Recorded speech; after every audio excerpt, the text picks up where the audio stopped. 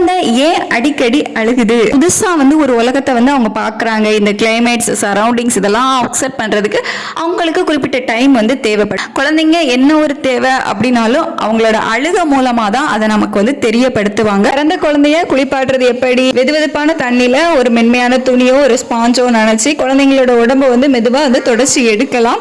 குழந்தைங்க தூங்கும் போது அதிகமா அசைஞ்சிட்டே இருக்காங்க. அம்மா இருக்காங்களா, அம்மாவோட அரவணைப்புல இருக்கிறதுக்காக தான் குழந்தைங்க அசைஞ்சு அசைஞ்சு அம்மா எந்த பக்கம் இருக்காங்களோ அந்த பக்கம் நோக்கி வருவாங்க.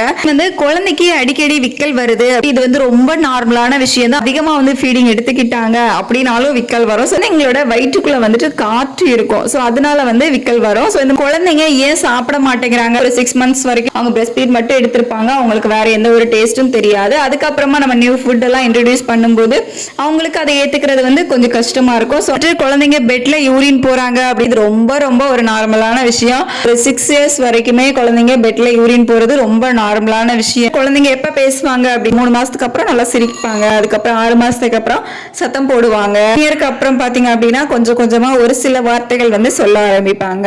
ஒரு 2 years அப்புறம் கொஞ்சம் கிளியரா பேச ஆரம்பிப்பாங்க.